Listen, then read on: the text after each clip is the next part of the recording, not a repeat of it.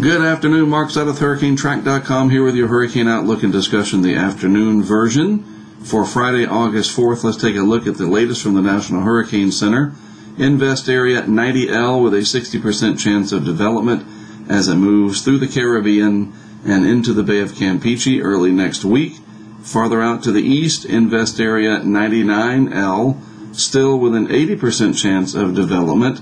And they note here that it is a broad and elongated area of low pressure that is producing disorganized shower and thunderstorm activity, and that they are expecting that conditions will be allowing for this to consolidate and develop during the next few days. We're going to take a look at that from a lot of different perspectives here as I roll through these different slides, web pages, whatever you want to call it. So the afternoon visible, now that we have the sun up for a while. By the way, did you know what this line is called that races across the screen? Right there, that. You know what that's called? That's called the Terminator. It really is. I'm not joking. Look it up. Usually between the line between day and night is called the Terminator. So as the Terminator races across the screen and we get the visible shot in, you notice some finer details that you can't really pick out using the infrared. First of all, it's really hard to detect any kind of energy in here associated with 90L, at least nothing that looks very impressive, but it's there, and I'll show you in a moment. We still have this very annoying frontal boundary, or whatever that is, draped over the southeast and through the Gulf Coast states, and this better get out of here as we approach August 21st. And all that implies, and you know what I'm talking about, that needs to go away. Bad enough we got to worry about something else coming. We can't have any fronts draped over the area, that's for darn sure. Out in the eastern Atlantic, still out of the shot, is invest area 99L, and really nothing in between to speak of. Now, looking at this from the vorticity standpoint, and this really helps us to see what's going on when we can't see necessarily with the cloud cover.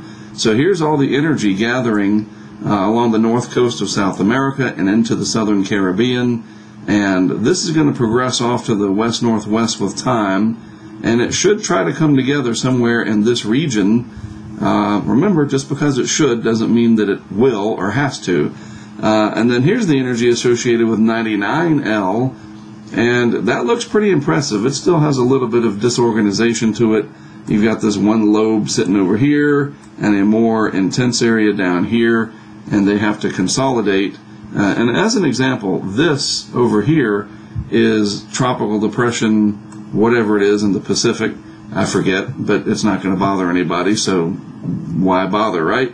But it's a newly formed tropical depression, and you know it has a little bit of a lobe too. But other than that, you see how round it is for the most part, or at least oval shaped.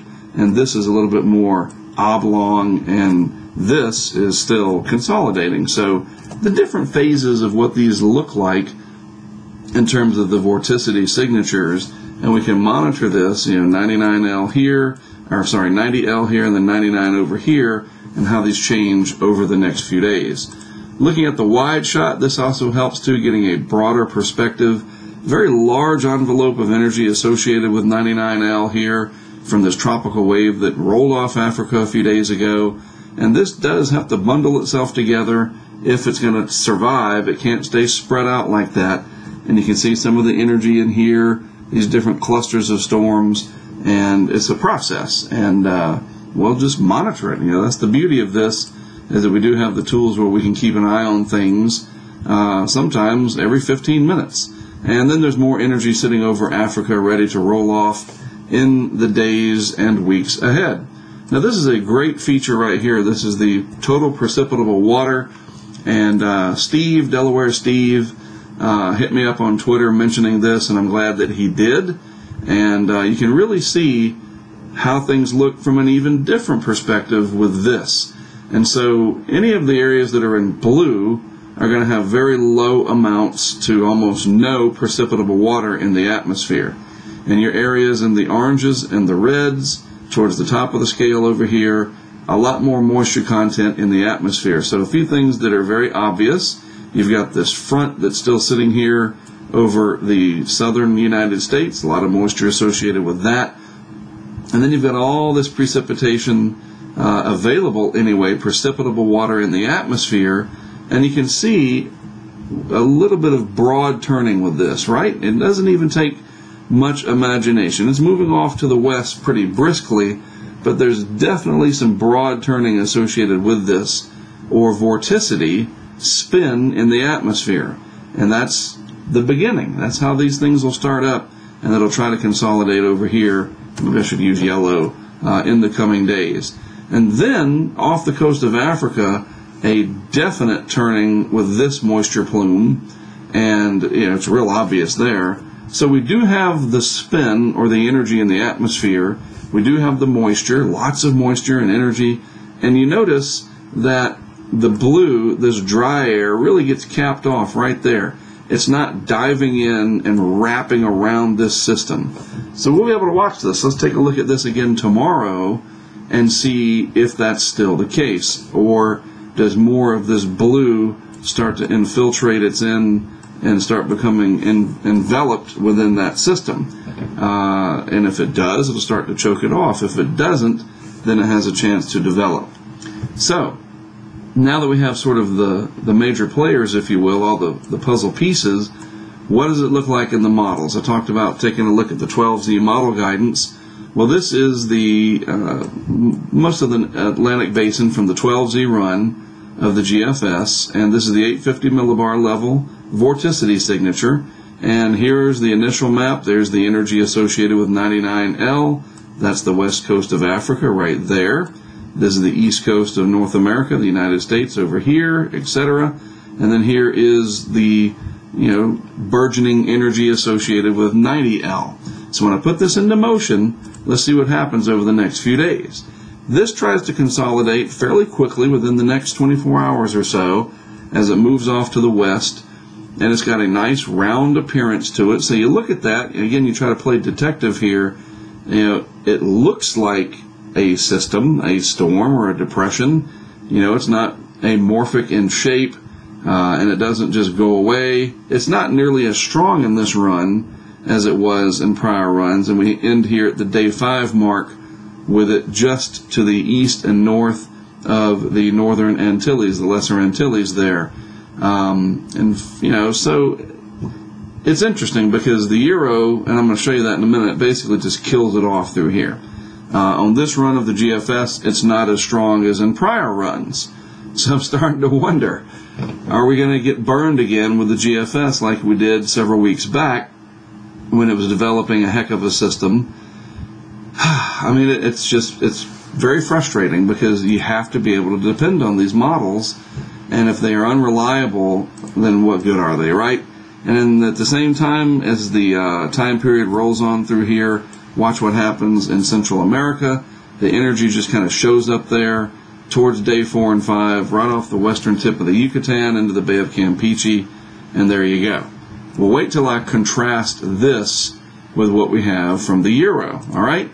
So this, again, is from Levi Cowan's website, tropicaltidbits.com, and this is the same layer of the atmosphere, the 5,000-foot level, and we are showing the cyclonic vorticity.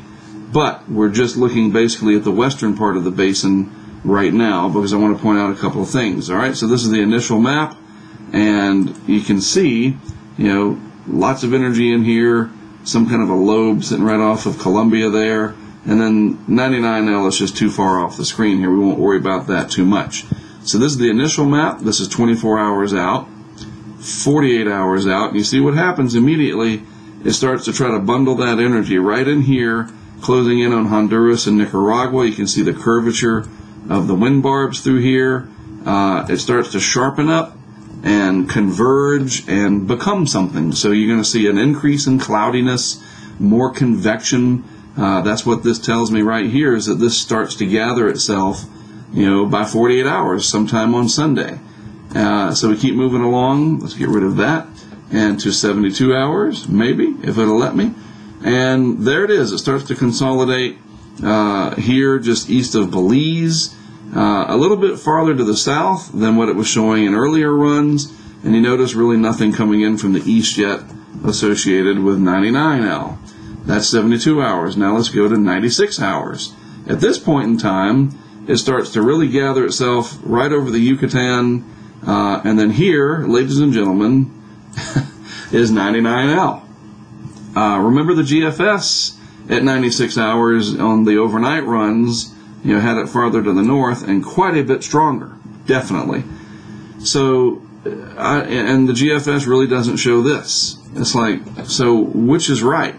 Is the Euro going to be right on everything? Because wait until you see, this is 96 hours, here's day 5. If you live in Mexico over here, this should definitely be getting your attention, but the GFS is much, much weaker, and this is what's known as 99L, basically nothing at day 5. So, I mean, we have to have answers, you would think. And hey, look at this. You can see yet another frontal boundary draped across up here. Yay, we got to get those out of here. That eclipse is coming, hurricanes notwithstanding. There's a spectacular weather event. Not weather, well, the weather will have a big role. But we got to get that stuff out of there. I'm going to talk about that later, probably next week or something. But anyhow, this is what it looks like. The Euro depicting a very strong system in the Gulf, strong enough, and basically nothing entering the Eastern Caribbean. What can you do? You just keep watching and waiting and seeing what the next chapter, each 24 hours, each day that goes by, we get a new chapter to the book, so to speak. And that's broken up into sub-chapters every 6 to 12 hours. So we'll just keep watching. At least the good news is nothing is posing an immediate threat to land, and we have plenty of time to watch, and we have all these awesome tools that we can monitor things, so nothing will take us by surprise. At least we hope not. And that's the name of the game, is just to stay aware and be ready to act if you need to. All right? Well, that's all I know for now. I'm going to take the rest of the afternoon to maybe work on some equipment, always tweaking that and getting things ready for when we do need to go in the field. And then, get ready for the weekend. I'll be back all weekend as long as it's needed with 2 different updates, one in the morning and one in the afternoon, or one in the early afternoon and one in the evening. Either way, there'll be 2 per day until we don't need them anymore, right? Because if we don't need me, we don't need me. So be it. But until that time comes, I'll be around twice a day. Have a good rest of your Friday and a great weekend ahead. Again, don't forget to tune in. And if you're not subscribed on YouTube, go ahead and do so. And then you get an alert. Make sure you have those enabled. And when I post a video, you'll know about it. All right. Well, I'm Mark Sudduth for HurricaneTrack.com. And as always, thank you for tuning in. I do appreciate it. It's nice to be able to have you on the other side listening and watching. And I'll be back with you throughout the weekend.